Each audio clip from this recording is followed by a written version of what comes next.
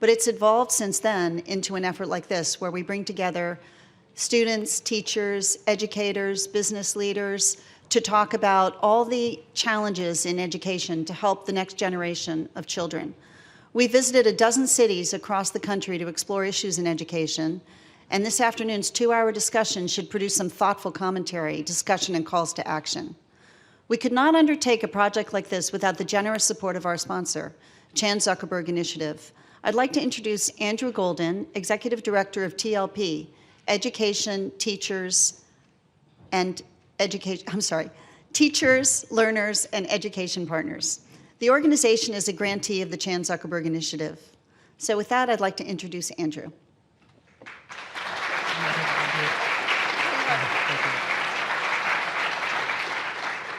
Thank you. Good afternoon. My name is Andrew Golden.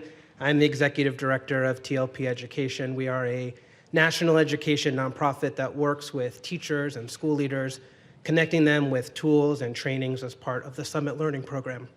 Excuse me. Summit Learning is in over 350 schools across the country, including here in Houston, where we partner with Pasadena Independent School District, who you'll hear from later in the program. Summit is built around learning science and driven by educators. And we seek to make sure that we can translate decades of research about what educators and children need in order to make sure we have a program that drives student engagement, meaningful relationships, and strong learning experiences. And that work would not be possible without partners like the Chan Zuckerberg Initiative. And it is on behalf of CZI that I'm here to welcome you to Education Now Houston. This is going to be an opportunity for us to dive deep into issues that face education and some of the most promising solutions as well. You may have heard that CZI is a different type of philanthropy, one that looks to leverage technology to address some of the world's biggest problems, eradicating disease, improving education, and reforming criminal justice programs. CZI and TLP, we have a shared belief that educators, they need resources that are grounded in learning science. And later in the program, you'll hear from Dr. Bor Saxberg on the learning science team at CZI. So thank you again so much for being here. We look forward to learning alongside you this afternoon, and welcome.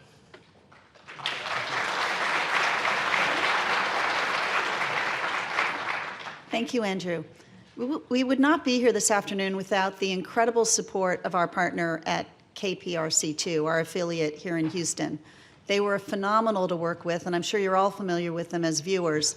#1 station in the market. So I'd like to welcome Jerry Martin, Vice President and General Manager of KPRC2.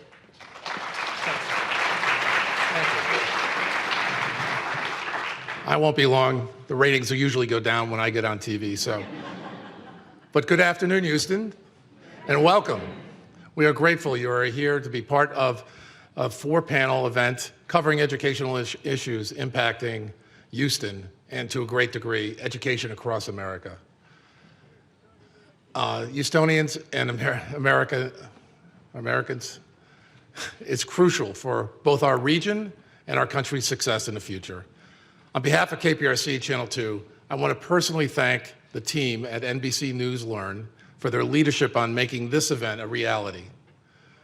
The Chan Zuckerberg Initiative for the funding, and the University of Houston Downtown for this facility, and our panelists for making the time to contribute to this program.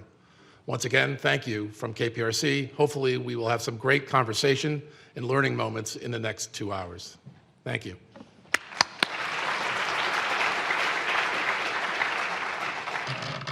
Thank you, Jerry. We're so fortunate today to host this event at the University of Houston Downtown. We've had nothing but cooperation and effective leadership from them. And with that, I'd like to introduce Dr. Juan Sanchez Munoz, President of the University of Houston Downtown.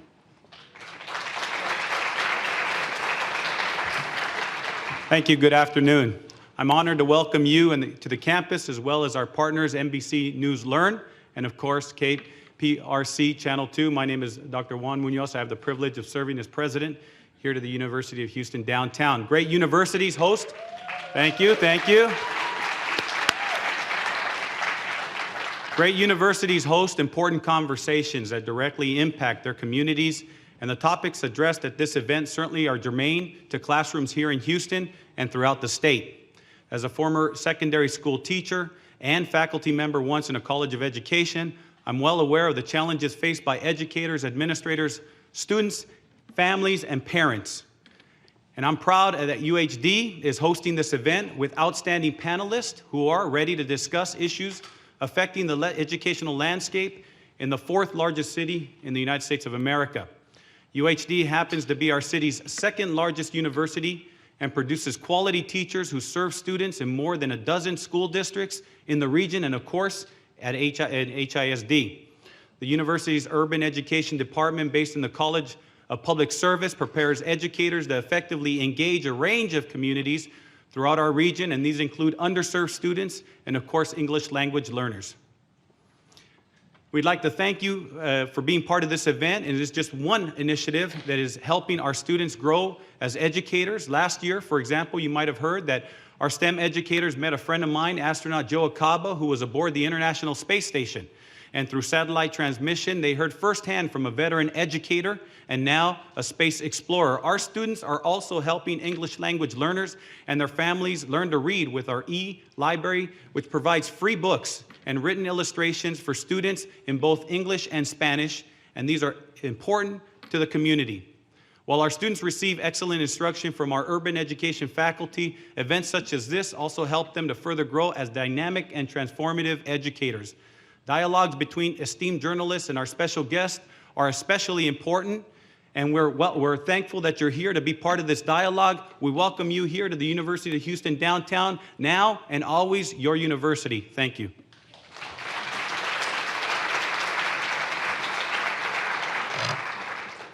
We're going to begin our Education Now program shortly. At 4 o'clock, we're going to go live, and I'm happy to see the seats are being filled, so everybody come in and take your seat.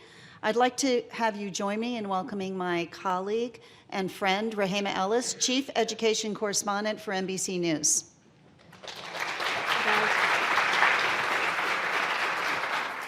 Thank you.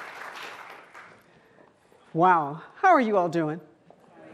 Good. I'm doing good, too. It's really wonderful to be here. I came in last night because I wanted to make certain that I got here on time. And so one of the things that I'm thinking about is that everybody in this room cares a lot about education. Do I have about 2 minutes before we start? And, you know, there's a story about a guy who goes into work one day and he's got his wife's glasses on. This my friend saying to him, dude, why are you wearing your wife's glasses? He says, because she says I need to see things her way. Well, I'm hoping people get a chance to see things your way today as we focus on education, some things that are going terribly wrong, but also some things that are going wonderfully well, that you're doing right in this city, that you are focusing on, that you've got your attention directed toward what's going to happen here in this city and really all around the country. What's happening in Houston could, I hope, be modeled across the country in terms of some of your achievements.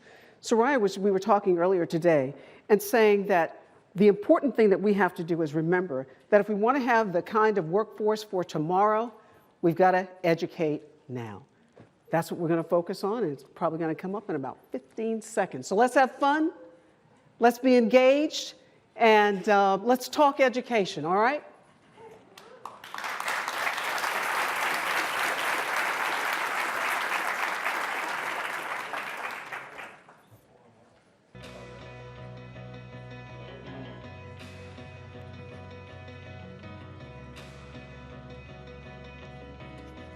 From NBC News Learn and KPRC2, this is Education Now Houston, live from the University of Houston downtown. Here's Rahema Ellis. Good afternoon and welcome to Education Now Houston, coming to you live from the University of Houston downtown. Houston was hit hard by Hurricane Harvey just 2 years ago, and the water came raging back just last week. And I know many of you are still trying to recover from Harvey, and it can't have been easy to be hit again. There are storms you can see and storms that are brewing. This afternoon, we'll talk about what's brewing in education and jobs. But you know, since we're talking about education, I've got some questions for you, those of you who are watching us on the air and our audience here. Because we're talking about education, let's have a little quiz. By the year 2020, How many jobs in the U.S. will require some kind of education beyond high school? If you think 15%, 35%, 65%, or 85%. If you said 65%, you're right. One more question. How many students receive some kind of post-secondary education within 6 years of graduating from high school? 61% get that education? 45%? 22%? What do you think the answer is? It's 22% get the kind of education they need in order to fill those jobs of the future. So the hope is that we all learn something tonight about how people have to prepare students for jobs, to explain the impact of Harvey on students, to talk about the trauma that you can't see, to support our most vulnerable students, and what role technology plays in the classroom, all in the most diverse city in the country. Our program today is sponsored by the Chan Zuckerberg Initiative. KPRC2 anchor Christine Noel is here with me and will be taking questions from the audience. The first hour is being broadcast live on KPRC2, and the entire 2-hour program will be streamed live at nbcnews.com/learnhouston and click to houston.com. I encourage you to share your thoughts with us on social media using the hashtag #LearnHouston. We're going to start today with an interview. So please join me in welcoming Dr. Granita Latham. She's the interim superintendent of the Houston Independent School District.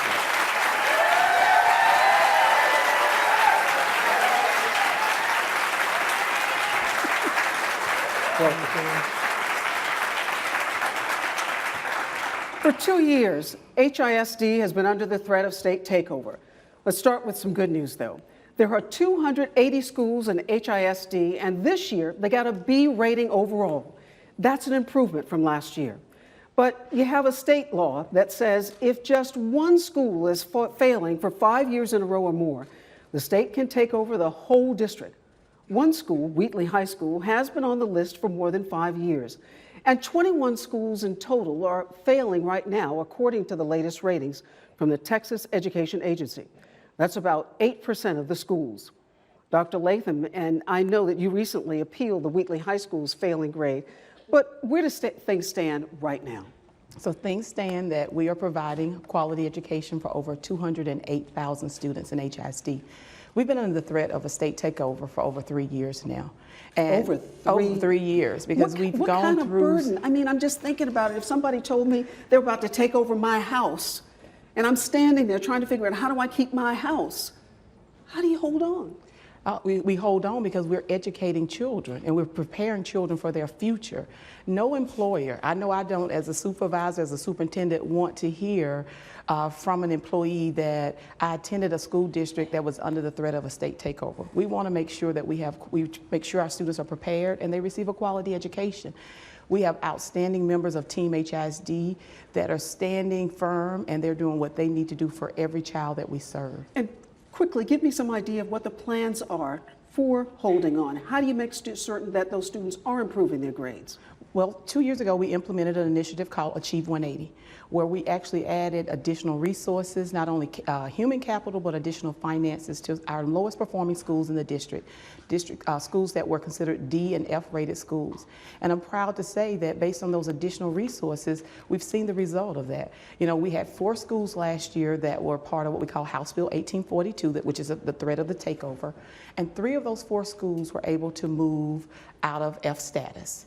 Wheatley High School, yes. And into a solid C, I understand. Solid C or higher. Well, they were borderline, I think, in the mid Ds, but they moved out of improvement required status. But I also want to make sure that people are well aware of what's happening at Wheatley High School.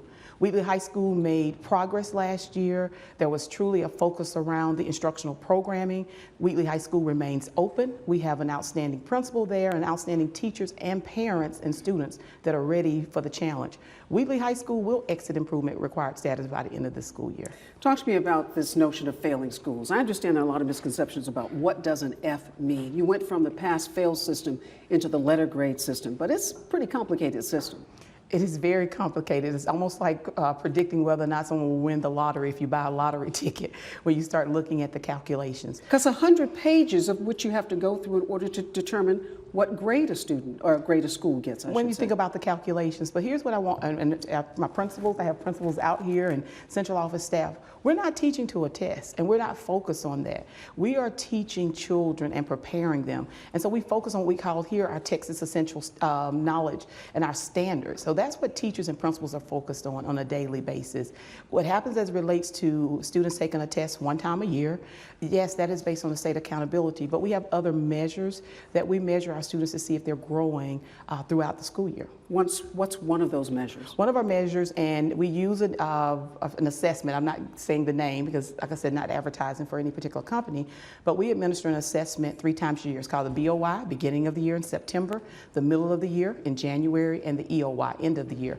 And so we look at that information. We get a baseline in August/September when students arrive. Then we look at how they're doing during the middle of the year. But throughout the year, we do what we call progress measures. So think about going to the doctor and they say you need to lose 20 pounds. You go back for that follow-up visit. That's what we call progress measure when you think about it in educational terms. We're measuring your progress. Are you meeting the goals that have been established for you? Okay.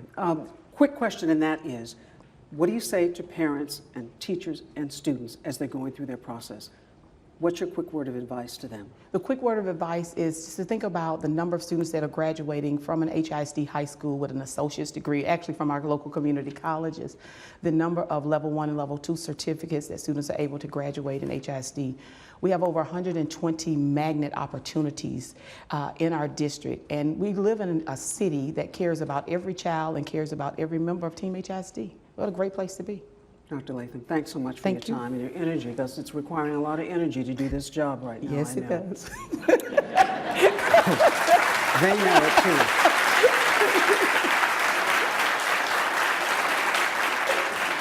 And Dr. Latham, again, thank you for your time. We also reached out to the Texas Education Agency for an interview, but they decided not to participate.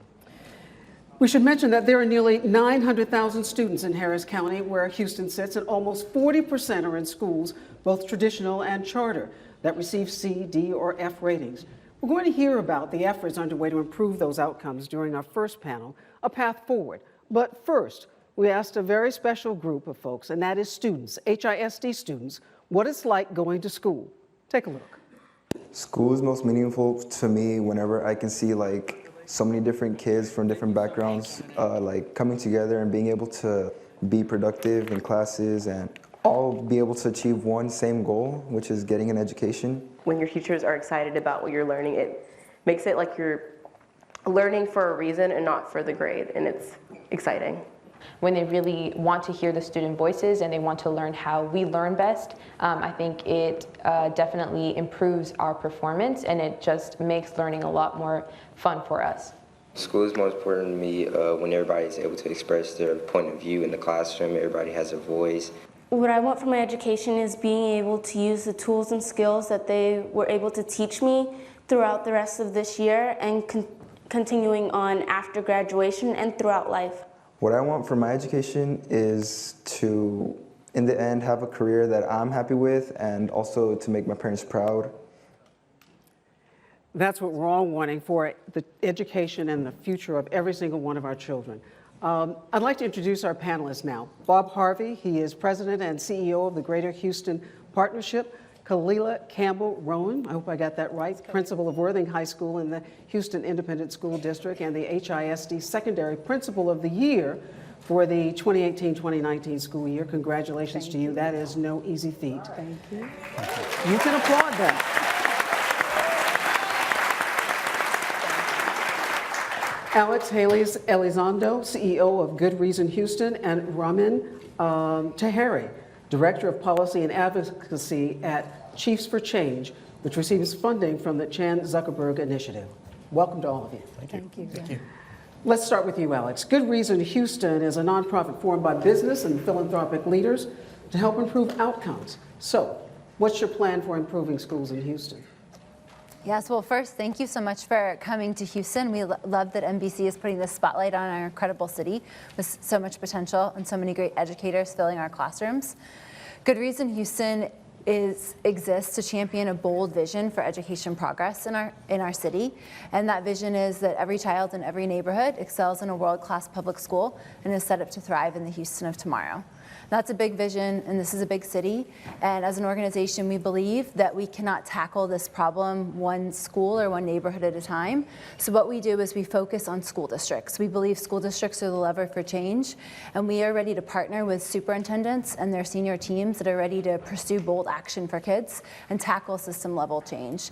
Because that system-level change requires districts to think and act differently, we are the fuel to help superintendents do just that. That's a big goal. Almost 900,000 students in the Houston School District, and what we're trying to do is to get them ready for jobs, Bob, that your organization, Greater Houston Partnership, which represents the business community, you want to make certain that you have an educated workforce because it's in your best interest. There's no question about that. It could be selfish, but it's also productive in terms of what could happen to the students. So let's figure it out here. Are students being prepared to fill those jobs that are needed, that Houston has, not only today, but tomorrow? Absolutely. You know, we think about building a 21st century economy, and it's all about skill, it's all about talent, and we don't want to just simply draw that talent to Houston. We want to produce that talent locally. You know, the partnership has said for some time that we're about creating opportunity for all. So it's not just about meeting the workforce requirements. It's about delivering on the promise of Houston as an opportunity city. So, but how do you do that? I mean, as you say, partner. Sometimes we have thought, I think, that business needs to get out of classrooms or never get in. Yeah. But you are changing that thinking here in Houston, and people are cooperating with that. Is that correct? Absolutely. Part of what we can do is advocate for really sound public policy. So we got behind efforts to create quality pre-K across Texas, but really for the benefit of Houston. Everybody knows pre-K is outrageously important. You know that children learn to read from 0 to 3. Absolutely. And you read to learn from 3 to the rest of your life. That's right. So pre-K is essential. That's right. At the same time, at the high school years, we're all about helping kids realize that skills are what matter. You know, degrees matter, but it's really the skills they need to gain. So how do we help them see the workplace opportunities, get excited about a whole range of opportunities, and then pick that pathway that's right for them so that they enter the workforce successfully, either right after high school, potentially, or further down the line after college, further in grad school? I've got a lot of questions to ask you because I want to know how you jumpstart this. 65% of the jobs I understand in Houston right now require more than a high school diploma. Right. So the need for having an educated workforce is critical. There is some urgency here. Am I right? Absolutely. That's why we brought the employers to the table. It's not enough for them to be talking about a problem and an issue and simply advocating for change. They have to be saying, what are the skills we need? What are the internships we can provide? What else can we do to help? Can we even provide faculty? The employers have a part to play, and we've helped bring the employers to the school districts and the community colleges, so there's an effective partnership. I love that idea about internships and starting when kids are in high school. Roman, I have a question for you on the national perspective. Is Houston typical of American cities, better or worse? We certainly know that this is the most diverse city in the United States. How is it reflected in terms of comparing it to the rest of the country? I don't know enough about Houston to compare Houston to other cities, but what I will say is that Houston is a diverse city. It has terrific students. It clearly has the support of a terrific community. And I think that the problems that Houston faces are the same problems faced by so many other districts. Just down the road in San Antonio, not down the road, nothing in Texas is down the road, I've learned. But just down the road, so to speak, in San Antonio, Pedro Martinez, a member of Chiefs for Change, it's a large district, it's a diverse district. They've seen incredible academic gains. And so I would say leadership matters. And leadership matters here, and it matters in the other districts facing this same situation. And so I can't compare Houston, but I can say that Houston is not alone. And I know that what other districts have done, Houston can do as well. Absolutely. And Kalila, what Houston has done, what you have done, I think what I want there to be a takeaway from people watching us today is give me something. How did you turn it around? What's the magic? Did you put something in the water? Did you feed them something? I mean, what did you do? I think that, first of all, I'm honored to be on this panel with such intelligent people. And they're honored to have you on this panel as well. I think the biggest part and what we forget in leadership, because we are so dredged down every day by the ins and outs of what we're forced to compete with and what we're forced to do every day, is that our leadership is about vision and strategy. And we have to keep at the forefront of everything we do what our vision is for our kids. And if we want a print-rich environment and we want teachers who teach with technology so they can be prepared for the work workforce, we want our graduation rates to increase. We want our attendance to be up. We want our kids to be college and career ready. We have to keep all of those visions at the forefront of what we do. And then, and this is the hard part, we have to gather a group of people who used to think to themselves, yes, when their parents say, if your friends jumped off the roof, would you jump too? We have to gather all of them up because they have to say yes to believing in this crazy vision that you come work on a campus where people have said these kids can't learn and they don't learn, and they're black and brown kids and they'll never be up to par with the rest of the world. You have to get them to believe that what you're about to accomplish is going to be monumental and that it's doable, right? So you get all these people together and then you have to provide them with the training. Teachers are our most amazing being on this earth because they are what produce every other job in the industry or every other profession. Of course. I mean, all of you have heard the saying of those that can do, those that can't teach. Right. That's the stupidest thing I've ever heard. Yes. It is.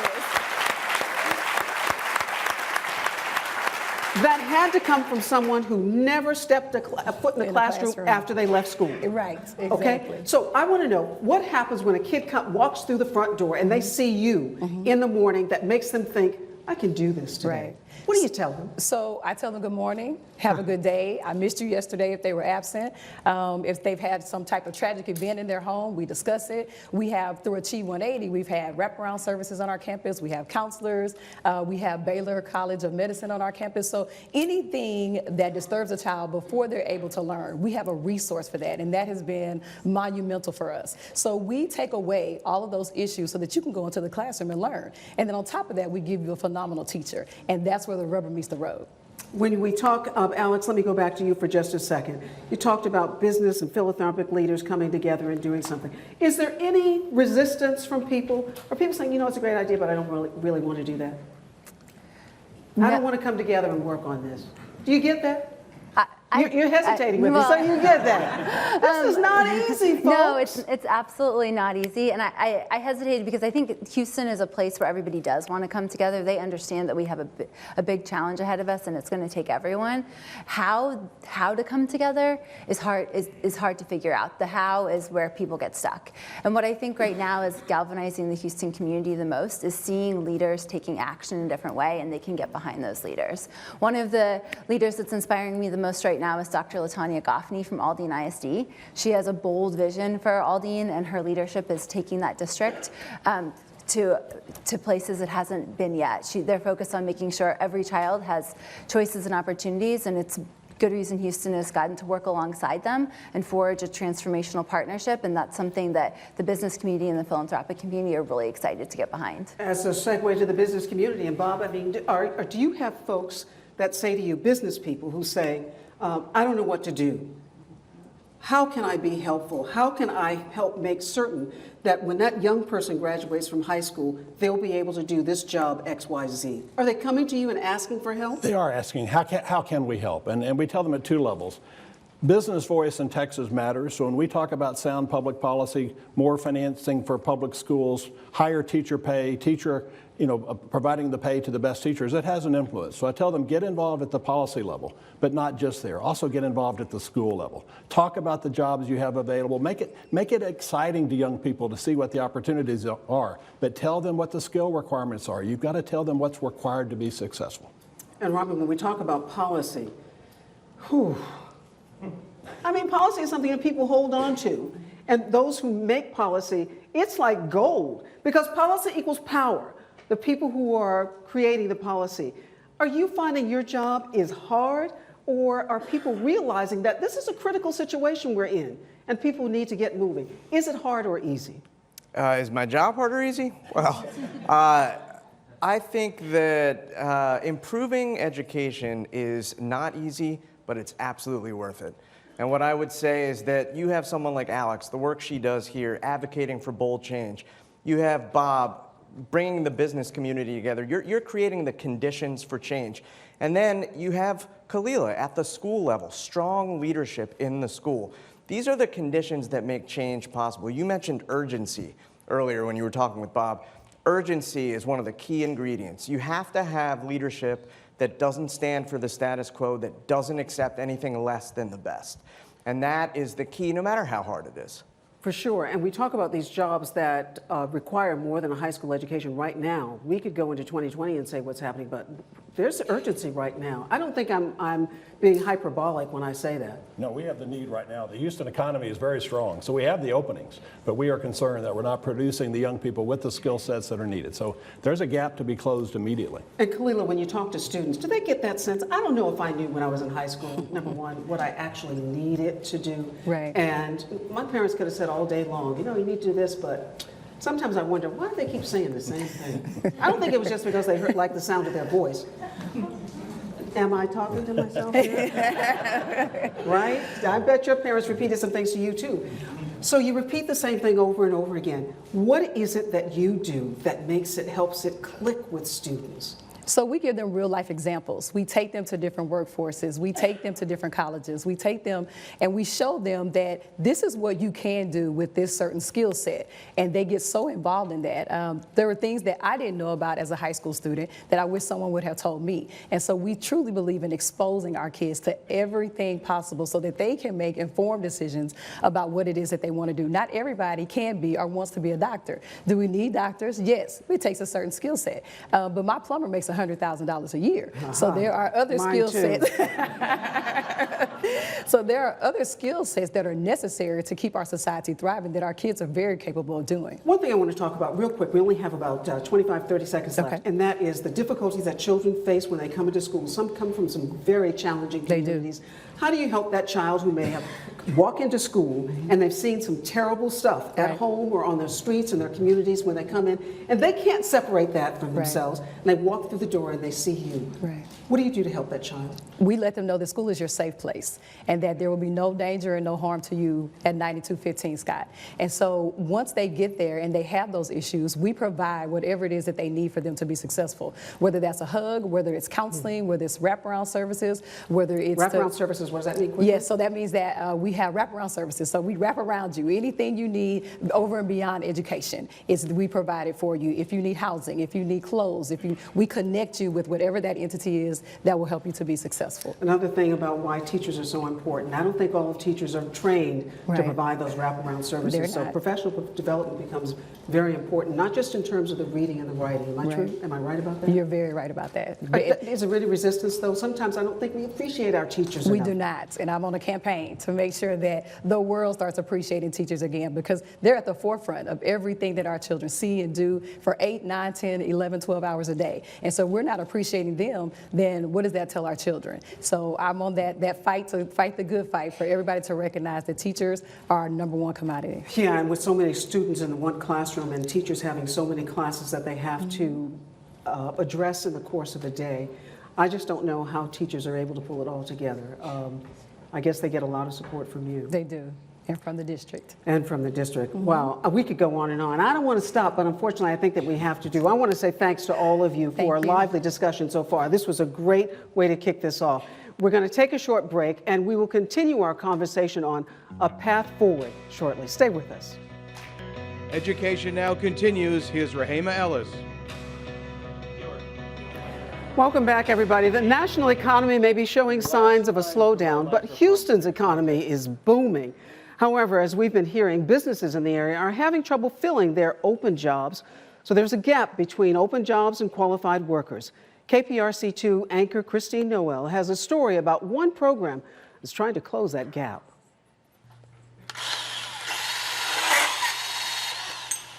You had said, everyone said this was going to be a challenge. Yes, and it is. And your response to that was like, I got this. I could get it done.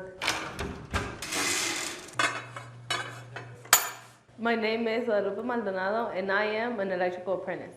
Guadalupe Maldonado was a high school sophomore when a presentation at her Spring Branch ISD school changed her life. They were going to show us a whole new career. Her interest was sparked. They started talking about electricity, and I was like, what is this trade about? I just know how to plug in my charger. She signed up for Trio Electric's pre-apprentice program, and after doing that her junior and senior years, I'm building fans, building vanity lights, doing under-counter lights. You've learned a lot. It's a lot. Trio Electric has a pre-apprentice program for high school students and an apprentice program for those out of school. It's one of the many companies taking part in the Greater Houston Partnership's Upskill Houston initiative. The goal, train people to meet the needs of 7 key industries that drive the area's economy. It's a shot at a good career, a path forward for many that may or may not include college. This is going to give a lot of people jobs. For Guadalupe, at 18 years old, she's now continuing her apprenticeship. She plans to earn community college credits before pursuing a degree in electrical engineering from Texas A&M.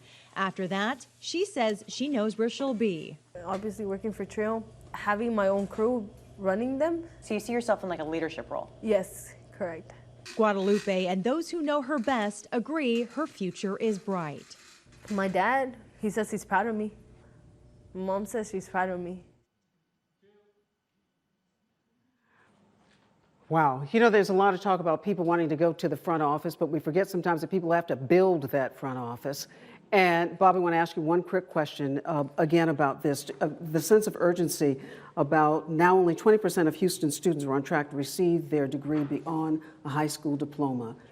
You're worried about that? Oh, I'm worried about it, but I'm also reminding them that success doesn't require a 4-year degree necessarily. Sometimes that associate degree, sometimes that certificate is what gets you into the workforce, it gets you into the field that you're excited about. So sometimes we have to remind kids that it's not all about a 4-year degree. Absolutely. Christine, I want to go to you and see what's happening in the audience. Yeah, Rahima, thank you. I'm here with Juliet's Dispatch. She is the director of the Mayor's Office of Education. Thanks so much for being here. We appreciate it. You were formerly the president of HISD Board. Talk about where you think the state of the city schools are right now. Well, I think it's extraordinarily exciting to have this opportunity for highlighting how we can collaborate, communicate, and coordinate with the various nonprofit government entities, but most importantly, the community. Mayor knows that there is no more important measurement to a city's well-being than the education level of the population. And you can see that principals, teachers, support staff, we all have to work together to support all children, especially the most vulnerable, to be able to succeed. Certainly an important conversation, Juliet. Thank you. Rahima, the panel, back to you. Thanks so much, Christine. I want to go back to our principal, Kalila. Do kids get this sense that it doesn't have to necessarily be, I'm not advocating people not go to a 4-year college, I'm not saying that at all, but I'm piggybacking on what you said, Bob, that there is value, a lot of value in pursuing an education beyond high school, including a 2-year education as well as a 4-year education. They do see the value in it because we expose them to it. So say, for instance, we're early college high school, so students are able to graduate high school with their 2-year degree as well as with their high school diploma. So they go out workforce ready. So we're exposing the students to a lot of different jobs that they can have with that 2-year or with that trade or with that certification, that they can come directly out of high school and start employment. And sometimes that helps students that would rather be a dropout because they have to take care of their siblings or they have to take care of a parent that's ailing. So when you say, okay, listen, you can graduate in 4 years with your associate's degree as well as your high school diploma and go straight into the workforce and make real money, that gets their ear. And then there are some students who want that 4-year degree, and we also expose them to that as well. Alex, you've been looking at some of the outcomes that are available in schools in terms of what the performance is. Share with us a little bit your research on how things are going, how things are developing. So, Good Reason Houston spends a lot of time thinking about school quality, and we hope to make sure the community is continuously educated on the quality of our schools. So right now, about 500,000 kids go to school in the city of Houston boundaries, and a little more than half of that set of kids are in a low-quality school.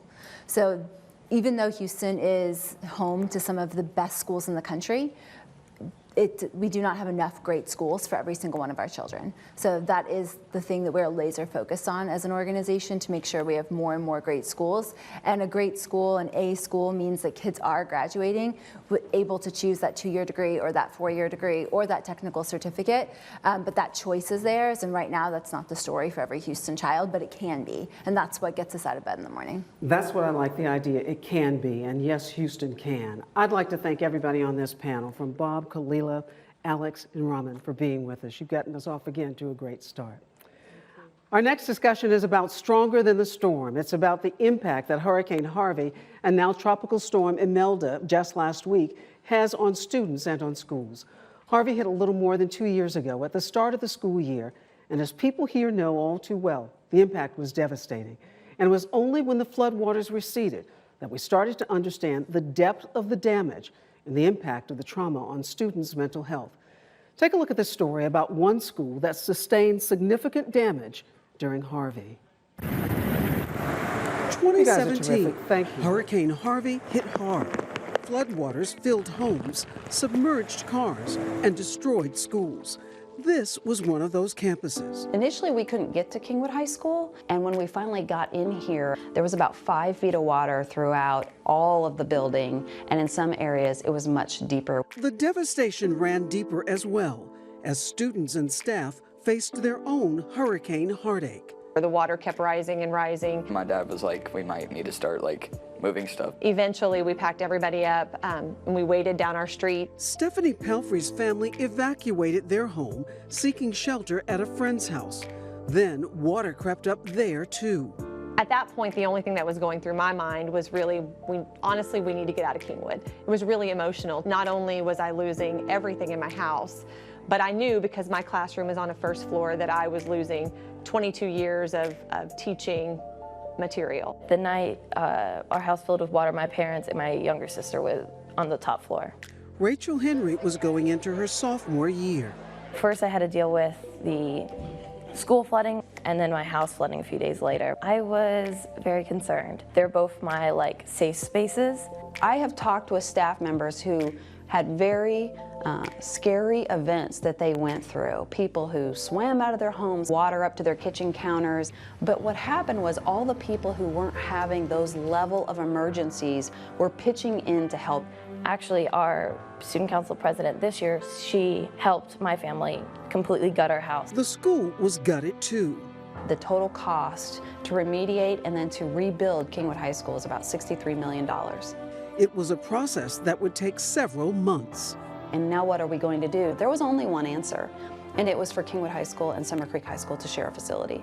The two schools merged, and the community continued to rally around the students and the teachers. People were just reaching out constantly, making sure that we had everything we need so that I could come to school and let students know that it is okay. There's still that sense of Kingwood strong. We made it through this together. We can keep going. Bringing it back together. In a few minutes, we're going to talk about how Kingwood was affected by last week's flooding from Imelda. But first, I'd like to introduce our next panelists. Dr. Elizabeth Fagan, superintendent of Humboldt ISD, who we just saw in the story. Roy Moore, who's principal of Nottingham Elementary School in Spring Branch ISD. Dr. Julie Kaplow, chief of psychology and director of the Trauma and Grief Center at Texas Children's Hospital. And Dr. Natalie, help me, Fika, director of the Center for School Behavioral Health of Mental Health of America of Greater Houston. I'd like to start with Dr. Fagan. When you started the cleanup after Harvey, did you have any idea it would take this long? Well, initially we thought it would be an entire school year gone. And the seniors came to us and said, please, we have dreams of being in our high school for our senior year. If there's any way we could be back before the year ends, we would really love that. And even though the entire community came together and said, we're the school, the building's not the school, we still had that goal. And so we did bring them back March 19th of that year and allowed that senior class to finish the year at Kingwood High School. So that's part of teacher power, student power, community power. It absolutely was. Wow. Natalie, talk to me about the fact that teachers really aren't trained to handle the kind of trauma that students experience from this hurricane. A lot of them were traumatized themselves. How did you help them deal with it? Absolutely. So my previous role as Director of Guidance and Counseling, I was able to bring in an expert on trauma to train our counselors so that they would have the tools that they needed to go back and train the teachers, work with the teachers, have what they needed to make sure that they were equipped. Roy, talk to me about what was it like? What did the teachers, what did the students say to you when they got back to school? 10 days out, now they're back after Harvey. I think for us, our students were just excited. They were excited to see each other.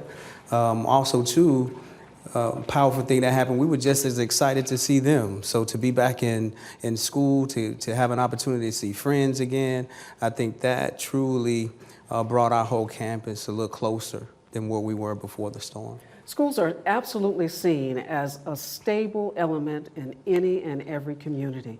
So going back to school, was it that in some sense for students, a sense of returning to stability, returning to something that was normal for them?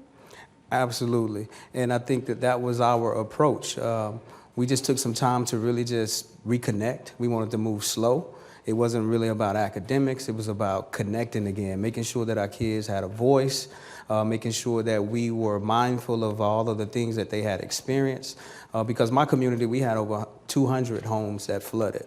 So we were heavily affected by that. So with Natalie's help, our counselors, they were equipped to help teachers meet the needs of the students. So there were the traumas that were the immediate traumas from the storm, from Harvey.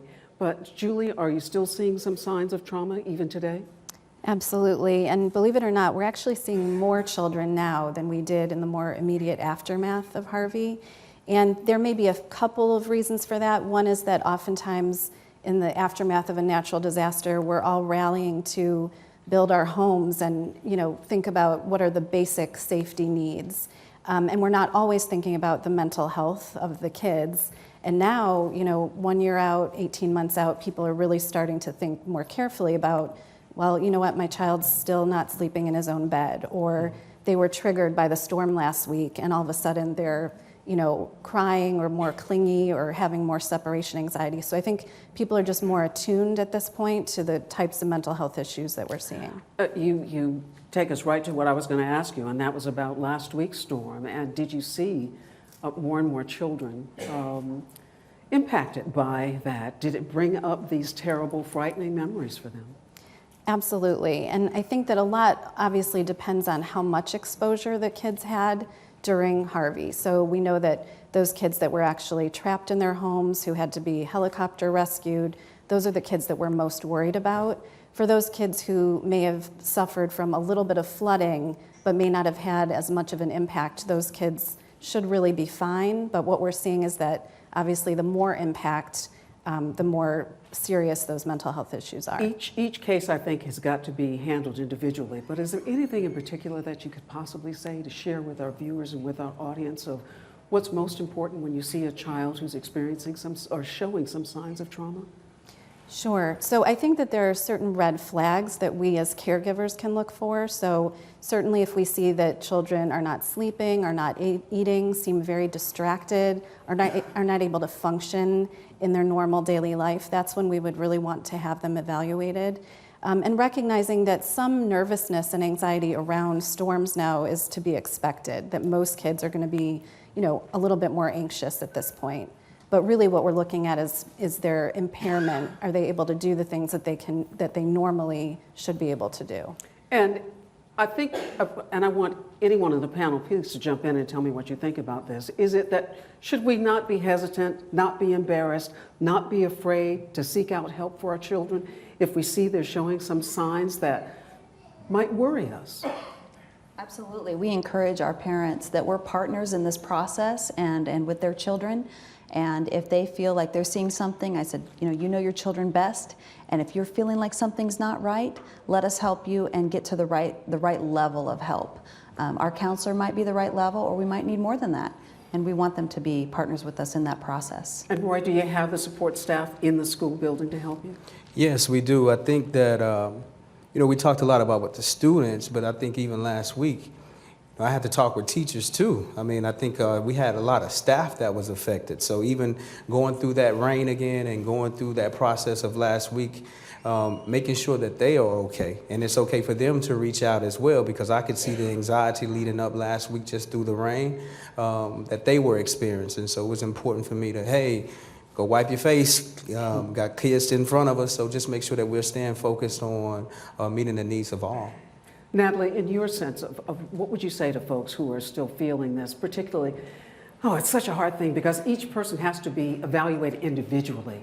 But would you offer something in terms of guidance to a person who's feeling not secure in themselves about the storm and maybe a storm that may be on the horizon? Absolutely. So I would say for a student or a parent of a student, I would say first reach out to the teacher, the counselor, the principal, and see what kind of supports are available in the school district. And then beyond that, the partnerships that school districts have within the community, definitely reach out to those individuals for support or even evaluation. Good advice. We're going to take a short break, and we'll be right back with more on this topic after these messages. We'll be taking questions from the audience after the break, so line up over here so we can get a question from you. Thanks, everybody. We'll be right back.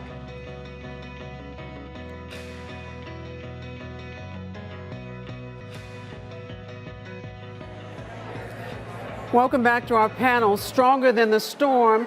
We're going to take some questions from the audience. That audience is very lively here. And Christine, who do you have with you? Rahima, thank you. I'm here with Dr. Lisa Williams. What is your question for the panel? So we know that many students face ACEs before they come to school, a high percentage. And I'm wondering what other things you feel the community can do, because it can't always just be the school. Who wants to take that question?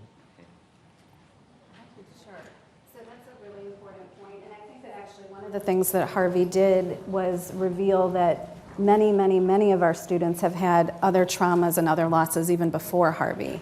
And so we really do need to be paying attention to what can we do as a community to be able to support those kids. We have a number of services that we offer through the Trauma and Grief Center at Texas Children's Hospital. We also have a mobile unit that will go out to the different schools where we see high levels of trauma even before Harvey hit.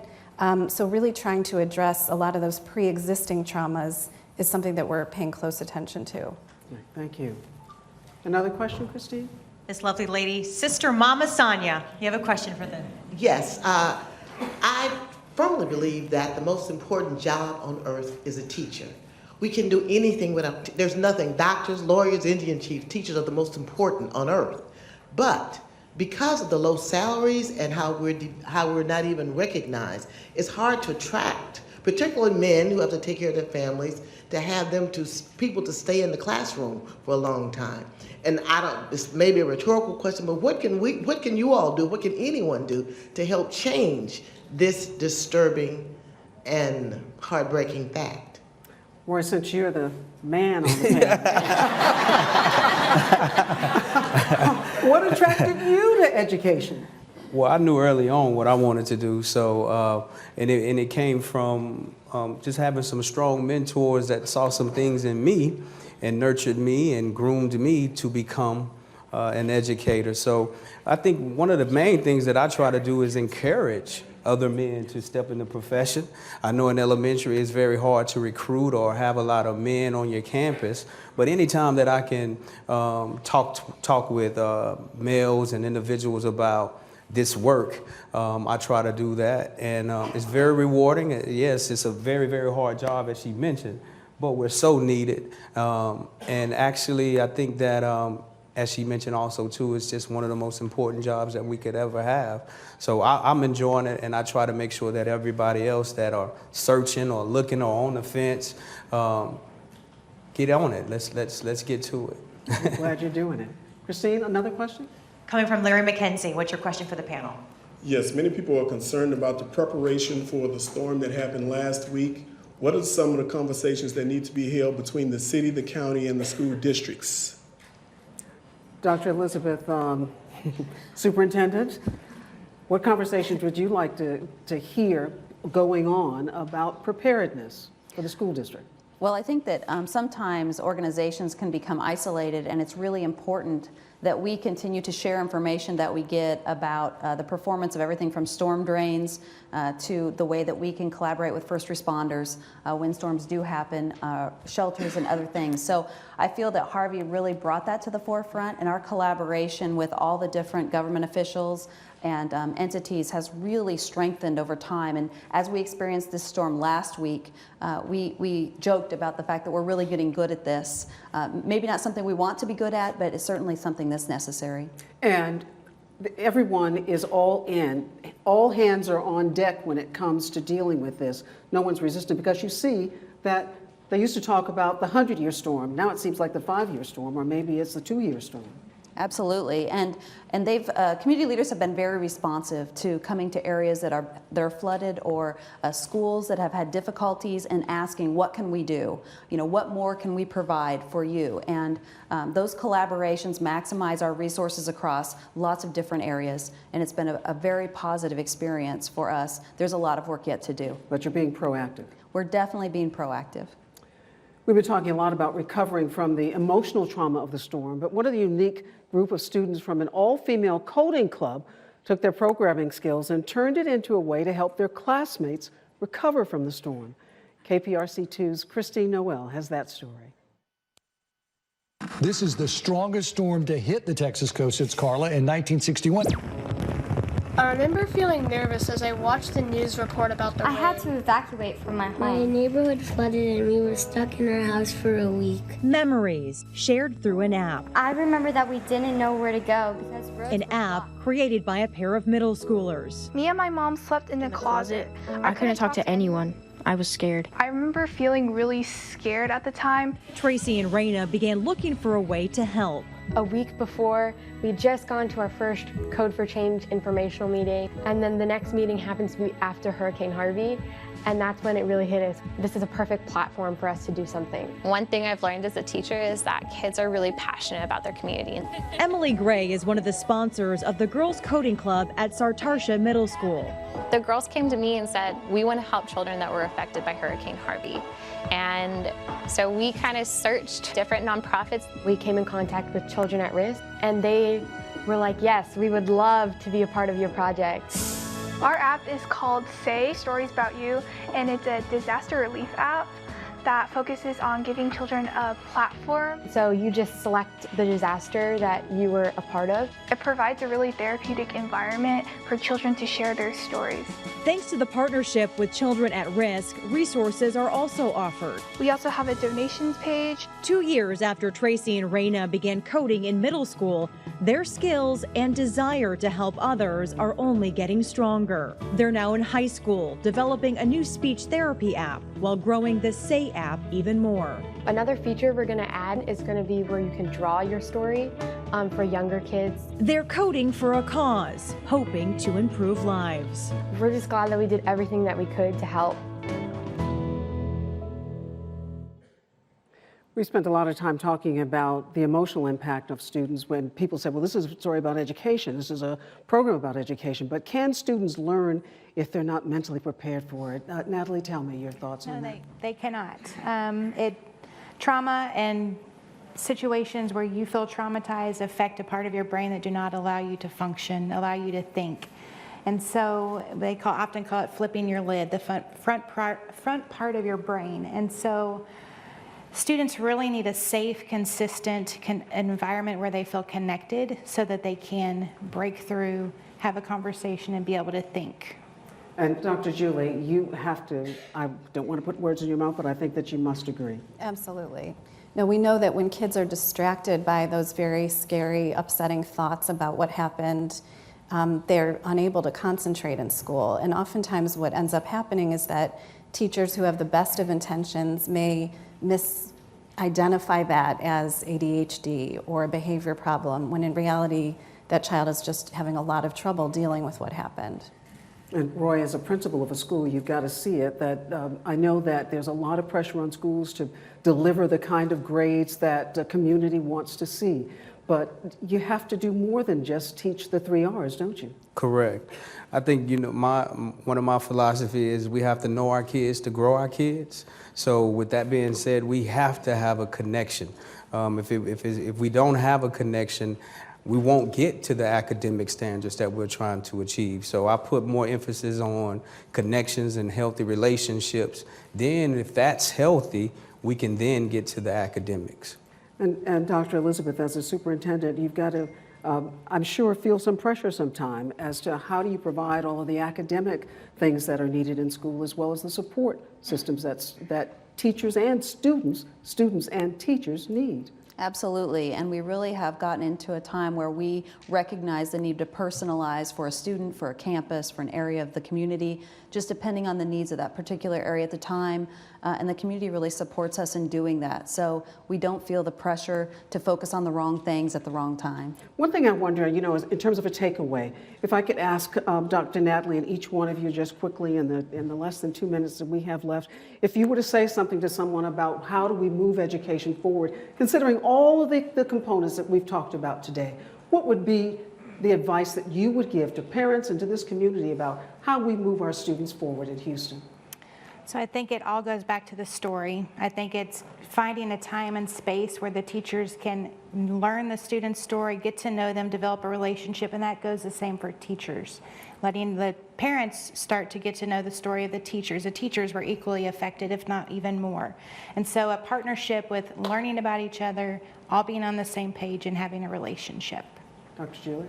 And I think we're all responsible for helping to reduce the stigma associated with mental health. So helping kids to recognize that it's okay to seek help, as you were saying earlier, to help teachers recognize that it's okay if you yourself are experiencing a traumatic stress reaction, and that we need to be able to support everybody and help people know that it's actually okay to talk about these things. Principal Roy, between you and the superintendent, you got 20 seconds. Yes, I think I'm fortunate to be at a district where the focus is on every child, and in order to make that happen, it can't be school, it can't be home, it has to be both. And when you focus in that way, then we can truly start moving the work forward. Absolutely agree. I was going to say. And I absolutely love it. You're bringing us out on time, everybody. It's wonderful. I'd like to thank all of our panelists for a fascinating discussion here at the University of Houston downtown, as well as our sponsor, the Chan Zuckerberg Initiative. This concludes the broadcast on KPRC2, but our Education Now Houston program continues online for the next hour. Go to NBCnews.com/LearnHouston or click to Houston.com to watch our live stream, where we'll talk about supporting the most vulnerable students and technology in the classroom. And remember to join the conversation on social media at #LearnHouston.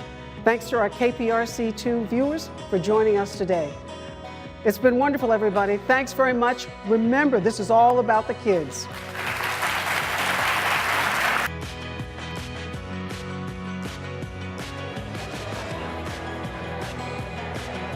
Welcome back to Education Now Houston at the University of Houston downtown. We have got a lively audience that we're going to get them to get back in their seats. And for those of you who are just joining us, I'm NBC News Chief Education Correspondent Rahima Ellis. And KPRC2 anchor Christine Noel is with me. She's in the audience. This is a city with a large, wonderful immigrant and refugee population, which contributes to the vibrancy and rich culture. But there's also a rising poverty rate, particularly in the suburbs. Nearly 80% of students attending HISD schools come from low-income families, and 1/3 are English language learners. And the numbers are comparable in some surrounding districts. So how do we make sure that all students, including the most vulnerable, are supported? To kick off this topic, I'd like to introduce Bor Saxberg. He's the Vice President of Learning Science at the Chan Zuckerberg Initiative and the sponsor of this event. He studies the science behind how children learn best. Bor, thank you very much. Hello all, thanks for joining. You heard earlier in this program about a school district that was inundated during Harvey and took time right at the very beginning to actually work with students and not work on academics, just work on making them feel safe. Well, you might think, how strange. Isn't there a conflict between taking time away from academics when you're putting time into things that are non-academic development? And what I'm here to tell you about is how the science of learning and development says that's not the case. That in fact, very often, you really have to think about both these things at the same time.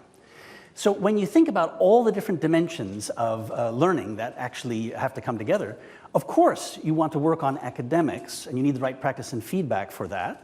But there are many other dimensions of a person's capacities that you also have to draw on and develop at the same time. You can't separate these. So for example, your ability to pay attention, some of your cognitive capacities, Even your physical health. There's research showing that if kids can get an extra hour of sleep every evening, they can, after a 6-week period of time, end up getting up to a year's worth of advance on their academic performance. Or something as simple as being hydrated. Just having enough water can increase your complex problem solving by 20 or even 30%. And if you keep going, mental wellness, there's one of our grantees, Roses in Concrete, spends a lot of time working with the teachers in higher stress schools. And it's because all of these issues around the full panel of development apply to adults as well as to students. So we need to take care of our teachers and give them comfort, reducing their stress levels if we want them to be at their most creative as well. And we can keep going around to talk about issues of social and emotional development. If you want students to learn in a group, well, they may need some skills to work in a group before they can get the most out of that. And identity as well. If you walk into a math class and your initial thinking is, I am no good at math, you are very unlikely to be successful there. And it's not a matter of how well designed the lesson is, it's actually a non-academic problem for you to be thinking, I'm no good at math. And frankly, when you think about motivation, when researchers look at what is it that gets people motivated to do new things, what you find is in order to get people to do great work, to become fluent at new things, you need them to start, persist, and put in mental effort into well-designed learning activities. Now, that is a research definition of motivation, starting, persisting, and putting in mental effort. And you'll notice the word liking does not appear there. Like in athletics, even if you hate your weight regime, if it's well-designed and you put in the effort, even as you hate the work you're doing, your muscles will change. The cells will get larger. And the same thing happens with learning, that even if you don't like it exactly, if you start, persist, and put in the mental effort, your brain will change. So a very good researcher, Richard Clark, did a review of a large number of different kinds of research literature, social psychology, cognitive psychology, behavioral economics, a wide range of things. And he found there seemed to be 4 different categories of things that get in the way of motivation. So the first one is, you don't value what you're doing or how you're doing it. So I'm a dancer in an algebra class. I mean, hello? Why am I here? Well, if you want to link that student to the algebra, you better find something in their interests that ties to the algebra. Maybe, how do you run a dance foundation? How do you have enough money to make that all work? Well, that ends up being math and modeling in an interesting case. A second thing that goes wrong is self-efficacy. I'm another dancer in the same algebra class, and I can't do math. So that's the identity issue I mentioned before. So it does no good to come bustling up to me and talk about how valuable this is for a dance foundation, because that's not my problem. My problem is I don't believe I can do this. And so you have to take a different path. You have to work with me and show me I've done things like this before. You have to find other examples of people who have done this before as well, and then you can break through that problem. The third thing that goes wrong is when you blame something in your environment. I hate my teacher. I can't understand this textbook. Or popular among professionals too, I don't have time. There too, you have to solve that problem. You have to look at the schedule, or you have to find space. You have to do some other things along those lines. And the last thing that goes wrong, very different than the other 3, negative emotional states. If you're angry, scared, or depressed, you're very unlikely to start, persist, or put in mental effort. And that will require as much effort as you can imagine that it would take, depending on the circumstances. So the science of learning and development gives us a lot of great hope and guidance for how to help our students and their teachers do their best. And at CZI, that's the kind of work that we're about. All right, thank you.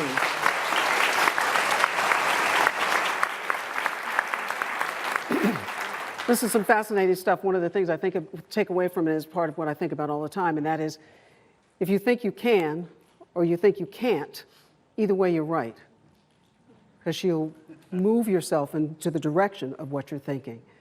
I'd like to introduce our next panel. Ruth Lopez Turley is director of the Houston Education Research Consortium, known as HERC, at Rice University, which receives funding from the Chan Zuckerberg Institute. I meant to say initiative. Rick Cruz, who's Chief Strategy and Innovative Officer for HISD, Dr. Bob Sanborn, President and CEO of Children at Risk, Diana Del Pilar, Principal of Avalos P-Tech High School, and Aldine ISD. Ruth, let me start with you. When we talk about what HERC does, tell me what does it do, and how is it that you find that your research is helping students achieve in school? And more than that, how is it helping schools help students achieve? Great question. Well, it turns out that doing research, even if it's high quality, rigorous research, even if it's at a top research institution, is not enough to actually have an impact on students. So what we focus, no, it's just, yeah. And it's a huge waste. If you think about all the resources that go into funding research, even education research, it's a waste in the sense that if we don't make an explicit effort to connect that research to our school district leaders, our school leaders, to the people that can actually put that research to use, then it's not really meaningful. So at HERC, at the Houston Education Research Consortium, we focus explicitly on connecting researchers to education decision makers. And we're actually a partnership, what I would call a research practice partnership. And I use that word partnership in a very specific way. That is, we're not just coming in as external researchers, going to our school district partners and telling them, oh, this is what we should do research on, because we know what's best, we're the experts.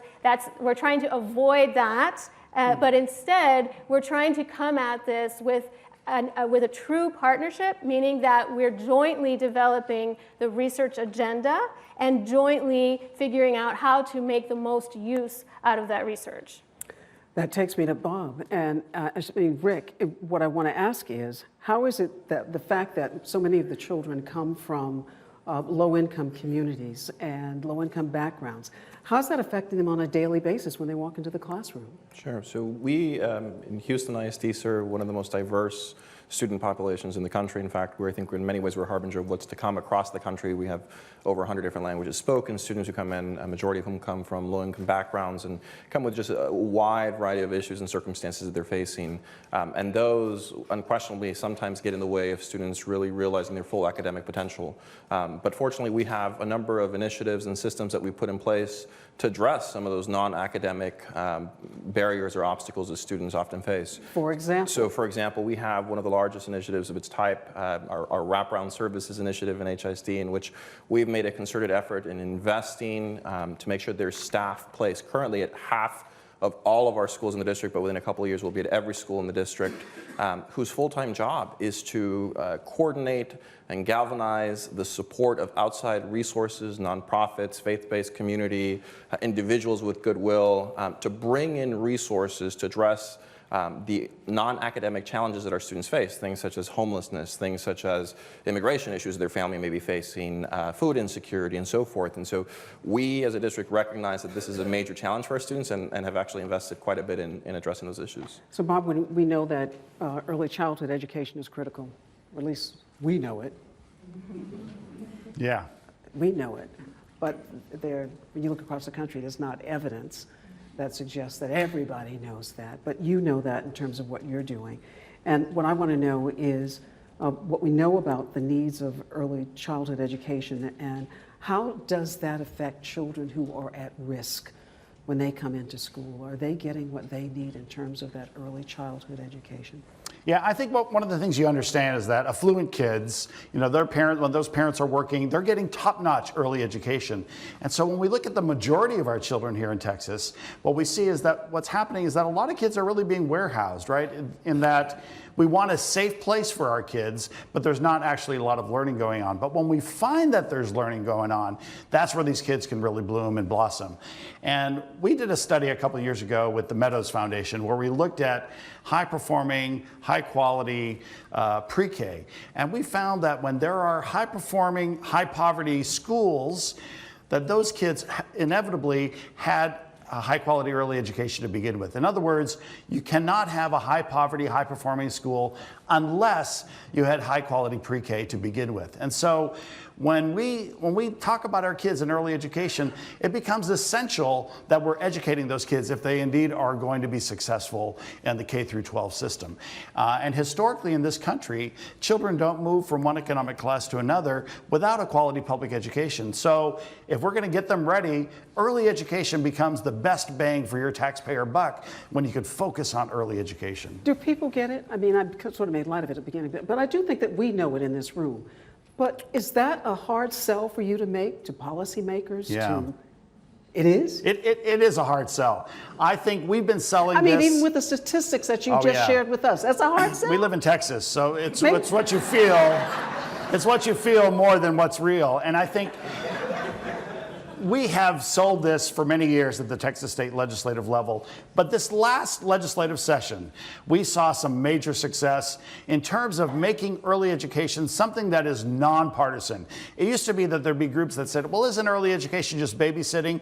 And I think we've been able to turn that corner where people are beginning to see it's an economic development issue. It's a very important issue, and I think things are happening. Not enough, but we were able to make great piece of legislation last time was the idea that every low-income child now in Texas has an opportunity to go to full-day pre-K, and that's a big victory. You know, share with people, I mean, you know the information about how many words a child from a middle to upper income family hears before they start kindergarten versus that from a child from a low income family. What are the? 1 million words, right? So you're or gonna more. you're gonna a million hear words. Do you know 1 million words, everybody? Well, Yeah. whether you know 1 million or whether you hear 1 million, Right. what difference does it make? I think it makes a huge difference. I mean, when you hear a lot of stuff, when there's a lot of vocabulary, when there's reading going on in the house, when there's learning going on in the house, kids are going to do better. And so the importance of early education means that when we can make that focus, those kids are going to do better. One of the interesting things we talk about is that when you have a child, a 2-year-old, and it's your first child, inevitably everyone believes their firstborn 2-year-old is a genius. Because all this learning is happening at 2 years old. The reality is that that's when we need to feed that learning, that interest in learning. So at 1, at 2, at 3, if we could spend a lot of time there, those kids are going to be significantly better off academically as they go through the K-12 system. Diana, you're principal of a school with a large English language learner population, and you were one of those students once upon a time. Yes, ma'am. Tell me, how does the fact that you came from the population of children who you now are principal of affects you doing your job? It gives me a passion that is so profound that I get to work every day to make sure that I know what's going on with every student before the school day starts. And that I touch base with every teacher so that they know what's going on in every student's lives to the greatest degree possible. Furthermore, before we even started the school year, I was looking at data because I knew that among those students, that it's truly a blind lottery, everyone has the opportunity to be at Avalos P-Tech. That there were going to be students in there who were limited English proficient and who were going to have challenges and opportunities to break through barriers that other students were not going to have. So that passion in me to see myself in them and that knowledge of the mirror between us is what drives me to make sure that we have the best instruction possible, that the resources are brought to the school, that the students have classes that are selected specifically for them. So if we have at our school a demographic of about 18% limited English proficient students, of which we know at least half of them are at a beginner or intermediate level. I knew that before the first day of school. We looked at all of the course options available. Did you say you knew that before the first day of school?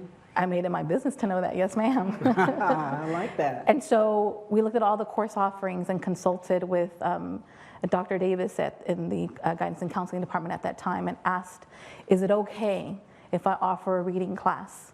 Because these kids are gonna need not only English language arts, they need an additional opportunity to acquire English, specifically through reading instruction, and then identifying teachers with ESL certification so that they can acquire English through the content areas. Because English is acquired right? It's not a study of a foreign language. We acquire English through experiences and contact areas with highly effective teachers that use high-yield strategies every day and all day long. So yes, if you can tell in my voice that it is passion and purpose, because every student is me in one way or another. Every student. How many students do you have? We currently have 129. It is a very small school, but a very profound impact is going to come out of that school, because every student has the opportunity to graduate with an associate's degree.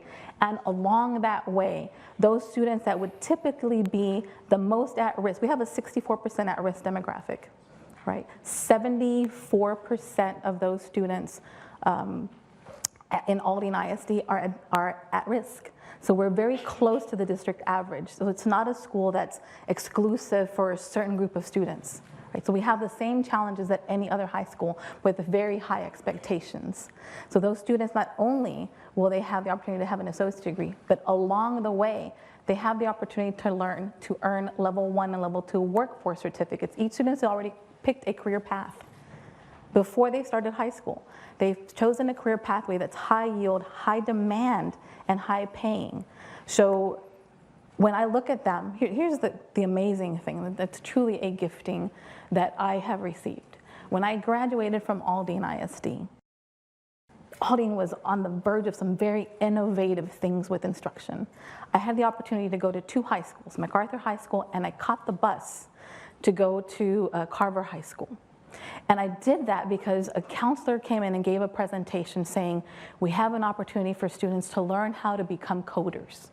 Yes, coding, 1980s, the birth of the PC. And so literally the Pentium 1 came out in 1990. I was in Lone Star College then. And so that opportunity gave me the career training to be employable upon graduating from high school.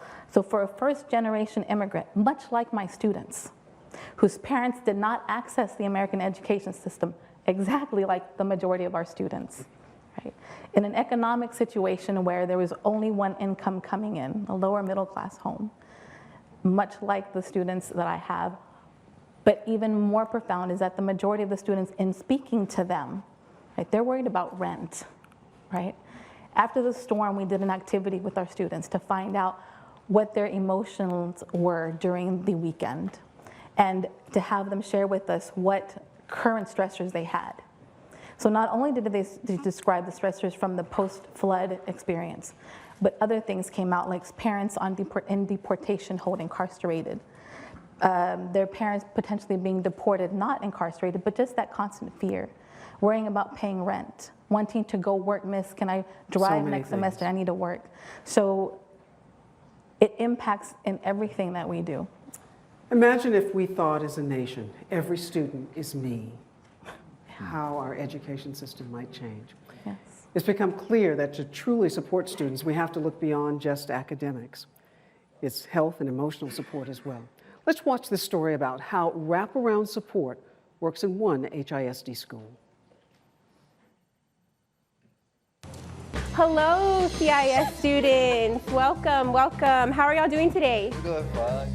CIS stands for Communities in Schools. We are a nonprofit organization providing support to students in a variety of different ways. Here at Heights High, we have roughly 2,400 students. We have students from all over the city that have a wide variety of needs that we as just a school can't always meet. So we want to make sure that we're filling in that gap and supporting them with whatever services they need. Their social and emotional well-being is really the foundation of how we can provide the academic support. Today was our annual Back to School CIS event. CIS wants to be that constant in your life. We want to empower them because our ultimate goal is for them to graduate from high school. We know that if they graduate from high school, they're going to be more successful, they're going to have a better outcome. My name's Emily Martinez. I graduated last year. Miss Megan was my CIS coordinator. She got me into internships. She gave me a scholarship. It really helped me achieve my goals. I was the first to even graduate high school in my family. We really want to work with the most vulnerable population and let them know that this is a safe place, and it doesn't matter what is happening in your personal life, we're gonna be there behind you. Even after I graduated, CIS has always been there to help me. You're always gonna have that one person that is gonna give you good life-changing advice. I was a CIS student when I was in middle school, and I couldn't be who I am now without this organization. I would say to her, thank you, Miss Megan, for helping me throughout everything that I've been through. They're my heart. These students are my heart, and to be able to be there for them and to support them on their journey and them allowing me to be in their lives, that right there brings me so much hope. I know that they're going to be successful, as we saw here today. So I am currently a PCA at Houston Methodist Hospital. I mean, they're only a couple of months out of graduation, and they've got jobs, and they're moving on to higher education. I am a student at UHD. And it's just such a blessing and such a joy to be part of that, to be just a part of that story. That's great stuff. Every student is me. Christine, you have someone in the audience we need to hear from. Yeah, someone that's getting a little bit emotional here. We certainly appreciate this. I'm with Lisa Descant. She is the CEO of Communities in Schools of Houston. And watching you watch this, it's like a sense of pride as almost a parent watching this. Talk about the organization and how it's really playing a role in the schools. Thank you. I am honored to get to represent Communities in Schools. We're an organization that is 40 years old. We are a network of 200 student support specialists operating, partnering with 160 schools in 5 school districts just in the Houston area. Our work is precious. We get the opportunity to be with students all day long. Megan is one of 200 folks getting to know students, developing the relationships that have been talked about here today. That relationship then allows us to identify their needs and bring in the wealth of support and desire on behalf of the Houston community onto the school campus to help students. Our goals are promotion, graduation, and then achieving in life. So our internship, our work on Lone Star Community College, it's just part of bringing our 3-year-olds from pre-K all the way up into a successful adulthood. How important do you think this is in our schools? Well, having had the honor, as well as Megan, to work in schools, I know the difference it makes in students' lives and parents' lives over time. It is an honor to get to do it, but it is also a responsibility. If we're not doing it, students do not have a safe place to go to, do not have a place to reach out to. It is critical and important, and it is highly valued, and we have amazing partners doing it with us. Lisa, thank you. Thank you. Rahima, back to you. Thanks so very much, Christina. We're going to be taking some questions from the audience very soon, so I want people to line up along there so you can get to Christine and take your questions in a little bit. One of the things I want to do, I want to go back to Ruth and want to ask you, tell me specifically some of the things that are happening in the schools that you're helping them to implement in the schools to better support vulnerable students. What's going on? Well, I should clarify that we're not actually helping to implement these things that are working. We're just helping to inform. They're the ones, I just want to make sure I don't take credit for all the hard work that the school district folks are doing, because they're the ones actually doing the work. But we are trying to inform that work, and some of the things that we have found to be quite effective, one that has already been mentioned is full day pre-K. HISD, the Houston Independent School District, was our original partner, and some years ago when they started offering full day pre-K before the state required it, and they asked us to study its impact, and we found that HISD's full day pre-K basically doubles the chances that a student will be school ready in kindergarten. So I got to stop and ask this question. Yes. Is this now a doubt? Is it now, based on your research and what you're hearing from others, can we have someone scratching their head and saying, I'm not really sure it matters if a kid has learning at 3 years old or 4 years old or pre-K? Is there evidence? Is there science? Is there empirical information that says it's important? There are mountains of evidence in this. What I'm saying is that now we have locally produced evidence that shows that full day pre-K right here, right now has that kind of an impact. And I have to say that in education research, we don't often find those kinds of impacts, where I say it doubles your chances. That, it's unusual to find something that works that well. But that's just one example.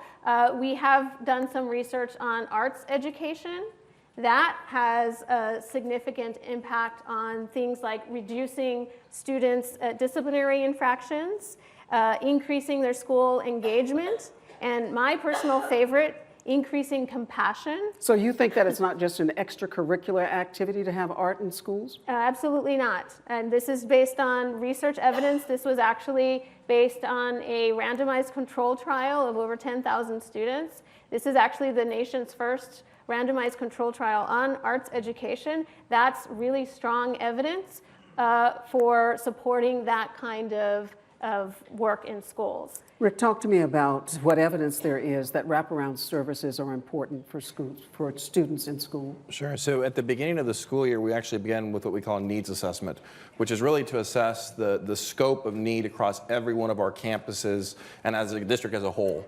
And the findings from that data to date have just, again, illustrated some of the things that my colleagues have already talked about, the issues that often get in the way of our students' full potential.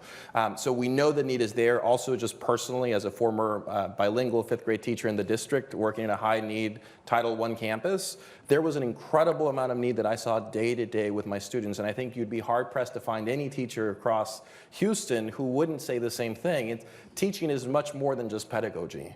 It's about relationships. It's about meeting students where they're at. And to ignore everything else that our students face and kind of pretend that we live in this bubble where those things don't matter is frankly naive and counterproductive. And so the data that we have, and we have copious amounts of data, and I also want to just echo, we work very, very closely with Ruth and her team. Some of the findings that she's alluded to, such as pre-K, have informed our superintendent's decision, for example, to expand pre-K across the entire all the elementary schools in the district. Before, many of our schools didn't have STAR fine arts programs. But now we have them in all because we have research and we have leadership that looks at the research and knows that we can act on it. There are other examples as well. College advising is one that really comes to mind. We worked with Ruth and her team years ago, it was about 4 years ago, to just assess, is there adequate counseling and college advising happening in schools? And the data came back and showed, no, there isn't. The ratio of students to counselors was over 1,000 to 1. It hasn't changed much, has it? Well, we have actually, because of the data, and because we were able to take that data to our leadership, we've more than almost tripled the number of advisors working in the district since then. Amazing. I want to go to the audience. Christine, who have you got? You have a few for a folks question for our panel. Yeah, questions for our panel. Daniel Newmeyer, what's your question? Well, I'm the Vice President of Education at Space Center Houston, and we're the official visitor center of Johnson Space Center.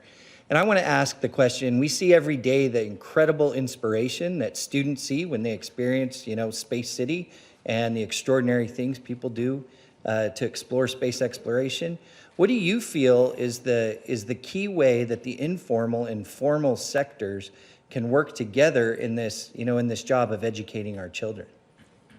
Who wants to jump in? I think experiential education is fantastic, right? Whenever kids can get anything hands-on, but I think it has to be more than just a visit to Space Center or a visit to a theater. It has to be more where organizations like Space Center Houston are actually in the classroom as well, so that it's a long-term experience, not a one-time experience. But the idea of that hands-on education can be fantastic and can really build dreams for a lot of these kids, and it can start early as well. Fantastic. Christine? We have Cesar Espinosa. Hi, I'm Cesar Espinosa. I'm with FIEL, and we work with a lot of immigrants. Given the national rhetoric that we hear every day, what steps are you taking so that our communities know that schools are safe and kids are welcome and we should all receive a quality public education? Happy to address that one. So this is an issue that's also very near and dear to me as also a first-generation immigrant and teacher in the district working with many immigrants, students, and families.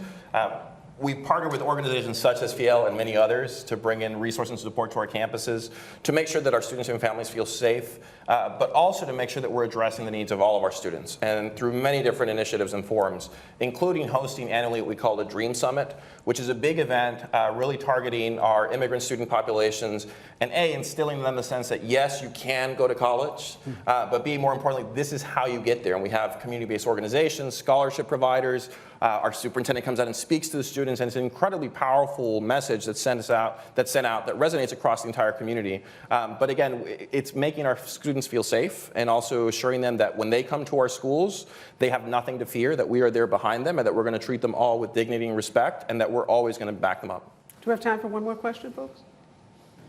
Let's ask Bernardo Paul, what's your question? Good afternoon. I'm Dr. Bernardo Paul from the University of Houston. how can we convince our policymakers to invest in early childhood education? Maybe the statistics are part of helping them convince them. Yeah, I think they need to understand that it's an economic development tool. I think when you move beyond this whole idea that it might be babysitting and understand that it's an economic development tool, our legislators need to understand that 10% of all the children born in the United States are born in the state of Texas. 60% of those children are low income, and those parents are working in Texas. And so we want to make sure that that majority of kids really are going to be successful academically, then we need to think about it in terms of what are we doing early on in the lives of those kids so that we could have that success. Thank you all very much. This is good stuff we're hearing about. And we're going to continue this conversation in just a little bit. Coming up next, we're going to talk about the 21st century classroom. And you know what it means. That means we're going to talk about technology. We'll be right back.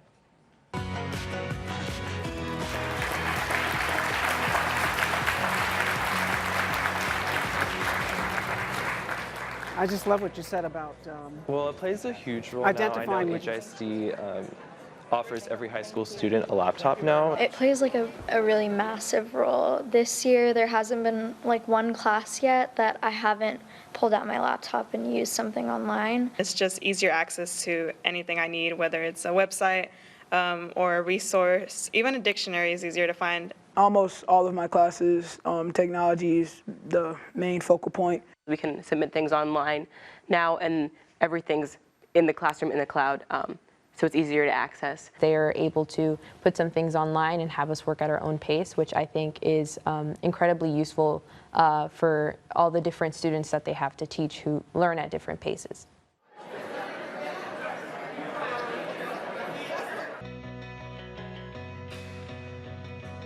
Welcome back, everybody. Our last panel is about technology.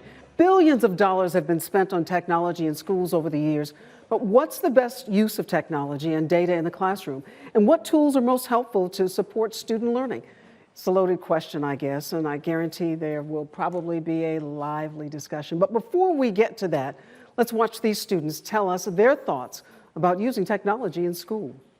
Well, it plays a huge role now. I know HISD offers every high school student a laptop now. It plays like a really massive role. This year there hasn't been like one class yet that I haven't pulled out my laptop and used something online. It's just easier access to anything I need, whether it's a website or a resource. Even a dictionary is easier to find. Almost all of my classes, technology is the main focal point. We can submit things online now, and everything's in the classroom, in the cloud, so it's easier to access. They are able to put some things online and have us work at our own pace, which I think is incredibly useful for all the different students that they have to teach who learn at different paces. So I'm going to do something a little differently this time. I'm going to have the panelists introduce themselves.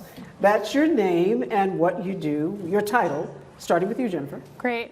Thank you for having me. I'm Jennifer Gentry. I work with Raise Your Hand Texas. I'm the Director of Strategic Learning and Evaluation, and I support a blended learning initiative at our organization. Hello, I'm Adib Barkawi, and I'm the President and CEO of ProUnitas, an organization that partners with school districts to help build infrastructure on how to provide more clarity and resources when it comes to student support departments. I'm Dr. Ron Beebe. I'm a professor of educational research here at University of Houston downtown, and I spend a lot of my time working with current teachers as they develop their master's degrees and talk about how they use technology in the classroom. And I'm Vernika Lee. I'm the proud principal of Bondi Intermediate in Pasadena ISD, and we are a full personalized learning campus and a partner with Summit Learning. Personalized learning. Jennifer, we hear a lot about personalized learning. Tell me, what does that mean? And really, how effective is it? Absolutely. So at Raise Your Hand Texas, we really approach blended learning. And how we define blended learning is taking the best of classroom instruction, so what we already know teachers are doing a great job of inside the classroom, and pairing it with online learning and technology to really meet students where they are and personalize instruction for students. So teachers are able to use data and technology to meet each student where they are and take them where they need to go. And in turn, students have some control over when, where, and how they learn, which really contributes to greater student engagement and motivation. How effective is it? Well, we've seen a lot of really positive outcomes through this work. It's an exciting time at Raise Your Hand Texas because for the past 4 years, we've supported 15 districts in doing this work across the state, 35,000 students in these blended learning classrooms. We've seen such positive outcomes that we're growing and expanding this program, and we're about to select 20 more districts to support through that process as well. So we've seen some really positive results. Veronica, your school uses Summit Learning? Correct. And Personalized Learning Program. It's funded by the Chan Zuckerberg Initiative. How's that going? It's going great.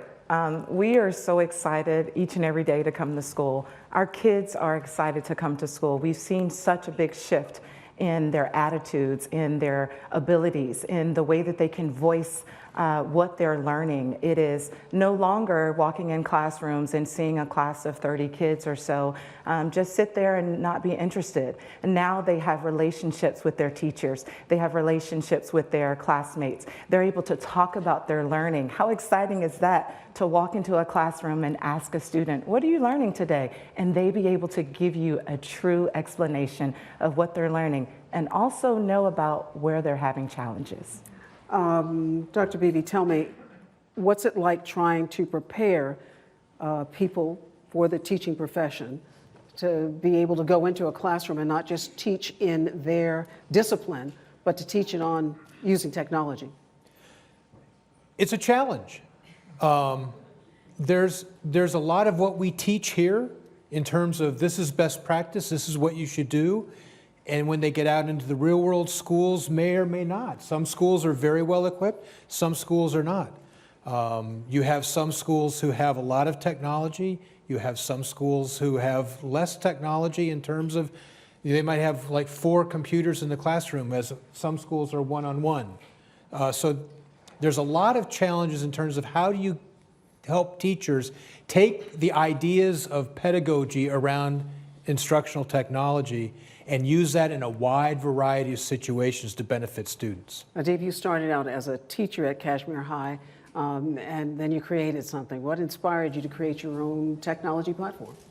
Absolutely. So I still remember one of my students, Anaya, and that was a pivotal moment. And I remember, I couldn't get her attention, and I tried every single way and I couldn't. And I leaned down and asked Anaya, what's wrong? And she said, her mom was murdered last night and she came to school to eat. And while that is extreme, a lot of our students have the highest aspirations to achieve, but enter the classrooms with a lot of barriers, or just simply, more enrichment. And so what I saw was we sometimes view the class, like when we say a connected classroom, we forget that a class functions as part of an ecosystem. There are counselors, there are social workers, there are student support individuals on a campus that are really as important as our teachers. And if we're going to view that as a silo, then really it inhibits the full ecosystem coming together with parents and so on for that growth of the child. And what I saw was there was a process that was missing for how as a teacher would connect with my counselor, with my social worker, with my wraparound resource specialist, or the outside resources. And that is really what inspired the creation of Purple and Pro Unitas as an organization, is to really partner with district student support departments to build the infrastructures so that programs can become more effective and more targeted. Because really, when you don't have the infrastructure, we become a country that is program rich and system poor.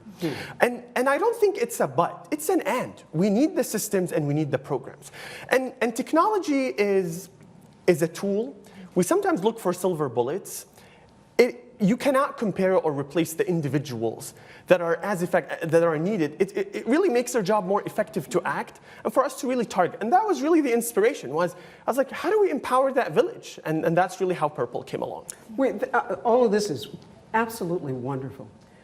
I want to talk about some of the stuff that's not so wonderful, though. In our schools, we have a lot of technology that has been purchased, and yet Houston right now is looking at some failing schools. Tell me, is it because we don't have technology? Is it because we don't know how to use the technology? What's going on? As you point out, technology is not the silver bullet. That's right. What's happening? I completely agree. Technology is not the silver bullet. And I think when we see technology being used most effectively, it's exactly as we were just discussing, being used as a leveraging agent, being used No, go ahead. Being used strategically by teachers to really personalize instruction for students. What blended learning or what technology isn't in classrooms and shouldn't be is replacing the teacher.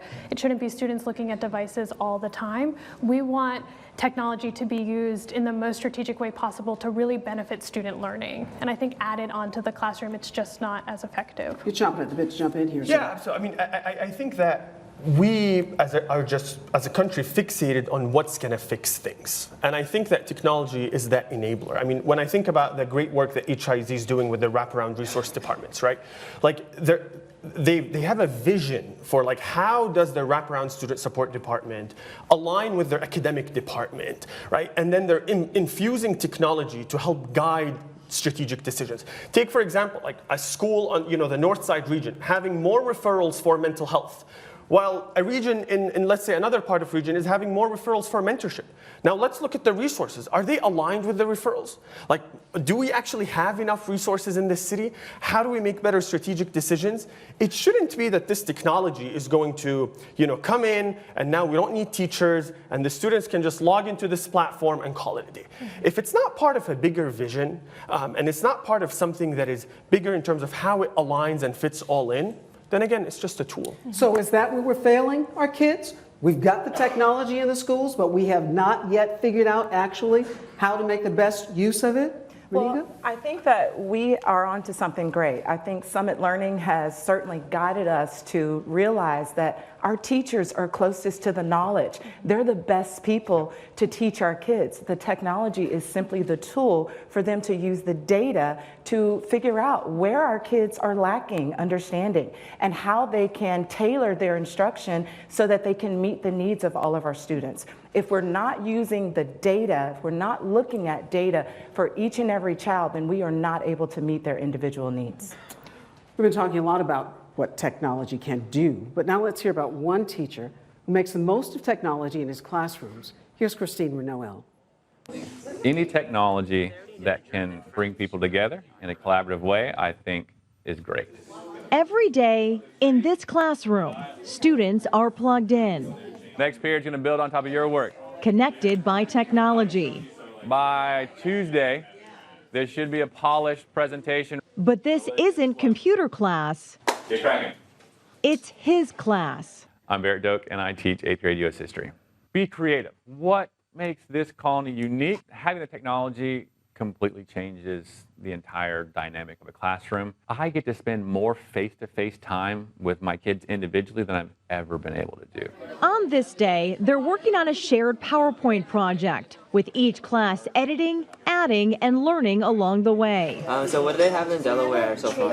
I went to the PDF. This class is like really visual and it keeps it much more interesting. I like that it's very hands-on and that I could see everybody's thinking process. So let's say you're on Team Virginia. It's personalized learning. It's instant feedback. Having a pulse on all 30 kids in a room and being able to identify who needs your help without having to slow down 29 other students.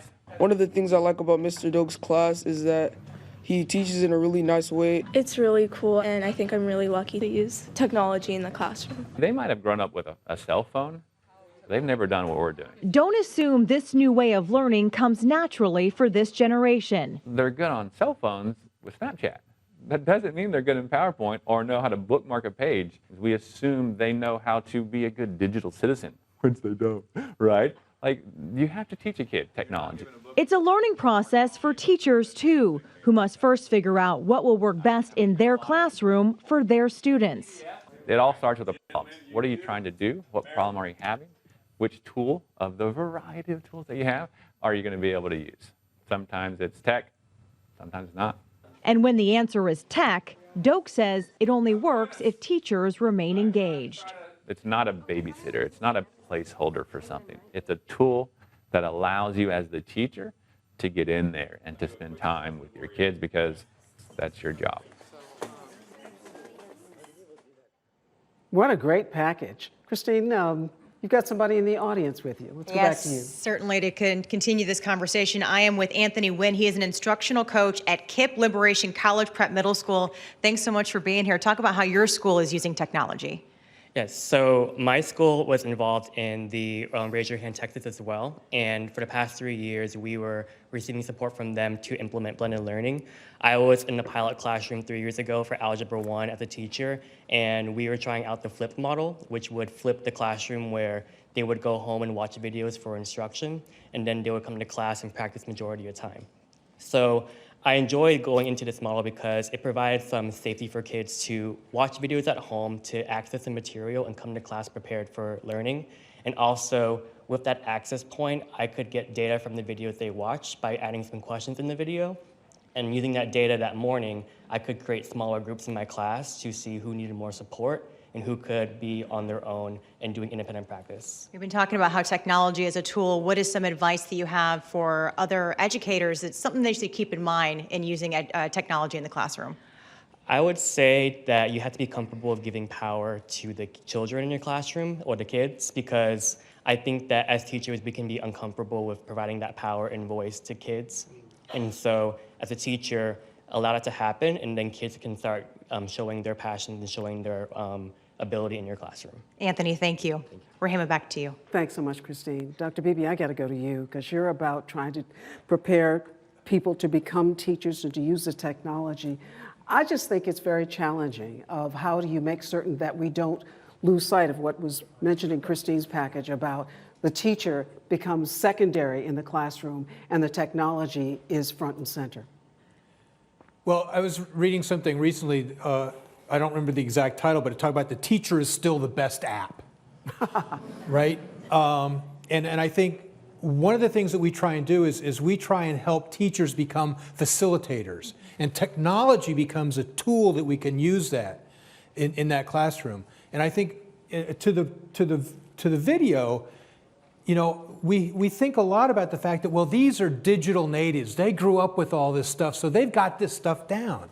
And they don't. They can do Snapchat, they can do Instagram, but you put them in a learning situation, and that's something they need to learn in terms of how do I use this technology to learn? And so we need to give teachers the training to say, you've got to step back and say, this is how you use this technology for the students, and then it becomes very powerful. I got to ask this question. I don't know if anybody else. I got a 16-year-old. I got to try and figure out how to keep him focused on what he's supposed to be focused on and not wandering away to other different things that he can also access on the computer when he's supposed to be doing his history lesson. You got any tips? Well, I'll try. I think what Anthony was talking about in turning over some of the control and agency to students in the classroom and giving them access to their data really encourages them to be more excited about what they're learning. And so what we've seen in blended learning classrooms all around the state is when students have access to their own data, when they know where they are on their academic journey, as opposed to seeing a score at the end of a module or at the end of the school year, when they see where they're going along the journey, they're more involved and engaged in the process of learning. And because it's relevant to them and where they are, they're more excited about the activities that they're working on and engaged in their work. What do you say, panel? I have to ask this question. I'm a journalist, come on, so I do a lot of different things. We're not just not a kumbaya moment here. There are some schools that are pushing back and are saying we don't want the technology because it's getting in the way. It's a distraction. What do you say to those schools? And some of them are tech giants. They are the creators of this technology, and they're saying we don't want our children to have it in the early grades. Wait until high school, but in K through 8, we can do without it, but they still have it in their homes. I want to jump in, and I just want to answer that because I get that question often when we have parents come in. But we are seeing such amazing responses from our students. They are able to articulate, they are able to interpret data, they are able to engage in meaningful conversations, these experiences that they would not have had if they were just in the normal sit and get classroom model. Now we are showing them how to go out and, fend for themselves and fight and believe in what they know and research and seek data and seek additional answers. And they're able to orally articulate that, to argue that. It is beautiful to see these children who before they may not have known how to be able to do that, but now we're starting to see in their executive functioning. My students nowadays, when they have a question, they email me. How many of you all would have emailed your principal during the middle of the day while you're sitting in class and say, why is lunch at this time? Well, now they're asking those questions.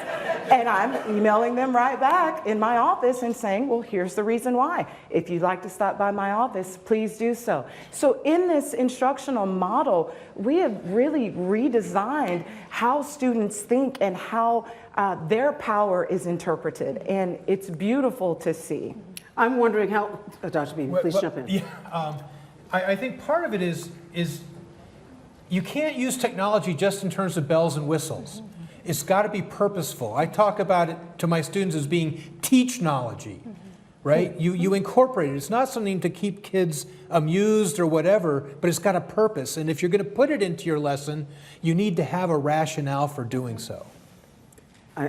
You've got to add something to this because you created a platform for this very thing. I mean, I think sometimes it's just change is difficult. And also, sometimes the data that you might get might not be the data you want to see. Because people are not all that happy right now with some of the data that says the results are not as accelerated as they would like them to be in terms of academic improvement. Absolutely. We've had computers in school for how long now? How long? 15 years. 15 long. years. But we still don't have that accelerated results. We're still talking about right here in Houston, we've got schools that are failing. So what do we need to do with the technology still? I mean, I think that, again, it's not an and, it's not an or, it's an not and. An either or. It's not, I mean, and having the infrastructure and the existence of something that would empower does not negate that we still have to develop and we have to invest in our teachers. I mean, but at the same time, I mean, when you look at the state of Texas, right, and you look at the percentage of low-income kids performing versus affluent kids performing, both categories are on a rise. However, you might say, but I don't see the change. It's because we have more kids living in poverty in the state of Texas. You can't negate the fact that there are so many other factors. Yes, kids living in poverty are on a rise academically. I always like to, cite the largest district in the state of Texas. Amazing, phenomenal gains. And when you also look at the affluent peers, they're having gains. But overall, there isn't a gain because we have more and more kids entering the classroom who come from poverty backgrounds. And so technically, to hit the lottery, you just have to be born to a more affluent family. I can't say in terms of, and if we're going to look at technology or look at one solution, I think we'll be doing ourselves a disservice. I think it's an and in that way. So. But I think it goes back to relationships. Absolutely. One of the tenets of Summit Learning and in Pasadena ISD is building solid relationships with our students. Our teachers mentor every Monday. And that's not just through the computer. That is not through the computer. That is a face-to-face conversation that they are having with kids. So you're saying, once again, that technology is a tool. It is definitely a tool. We could get through learning without technology, but the relationship piece is so very important. Technology is just that added bit of excellence that we can use for data to house curriculum, but it is not the answer. It is about relationships. So how are you going to house information of 1,000 students on a spreadsheet? How do you even make inferences on that? When you have a large, on the side of Summit Learning, for example, it helps group that knowledge. Because otherwise, as a teacher, you're going to go student by student, see, okay, where is this student right now? What growth? You're going to be spending hours instead of that hours being spent on relationships. Okay, so, yes. That's exactly what I'd love to add to. I think blended learning is really the thing, or technology in classrooms really allows us to do this at scale, right? We know research from decades that say personalized instruction, a one-on-one relationship with a student-teacher, mentorship really moves the needle for student learning. But in a traditional classroom, a teacher can't sit with 35 students and do that. Blended learning technology in the classrooms allows them to do that at scale. Just as Adib was saying, it aggregates data, and it also frees up the teacher to really function in new and different ways, like a facilitator, a coach, or mentor, and rethink some of those traditional elements of the classroom to have more relationships, as Renika was talking about. Because we have a lot of students who have attention deficit issues. We can't ignore them. We can talk about the perfect student or the student who's in the middle, but what about the students who's on the margins, those who are accelerated learners and those who are struggling? How does technology help them? You're nodding your head.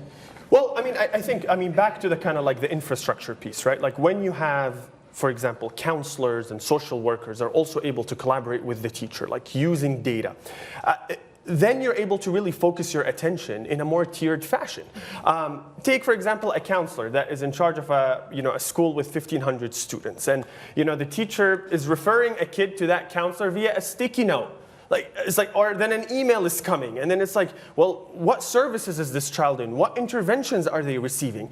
That is really where the technology can really come and help, is it removes a lot of those administrative pieces and allows you to focus on that child's kind of cognitive development and so on. Dr. Beebe, I've got to go back to this thing of preparing teachers to use and make the best use of the technology in the classroom. You've got to train people in order to do that. This stuff is not intuitive. No, it's not, and you can't do it all at the very beginning. We were talking about this earlier. Is there's got to be professional development as you go along, right? There's only so much we can do to start the ball rolling, but there's got to be a partnership to keep the ball rolling. And there's a sea change happening, right? Because there's a lot of people that are teaching that look like me aren't going to be teaching in a while. For sure. Right? So you're also going to have people who are a little more open to technology, working with technology. And hopefully that technology is going to move us forward in the way we want to move forward for all of our students and for this great city of Houston and for our nation. I want to thank everybody. I want to thank our panelists and everyone who took part in this important discussion today. And that concludes our special Education Now Houston. I'd like to also thank our partners at KPRC2 and Christine Noel, as well as the University of Houston Downtown and our audience in the room and online. Thank you as well to our sponsor, the Chan Zuckerberg Initiative. On behalf of NBC News, I'm sorry I've got to leave you now because this is a lot of fun. But I'm Brahima Ellis. I hope you have a takeaway from here that furthers education. Thanks, everybody.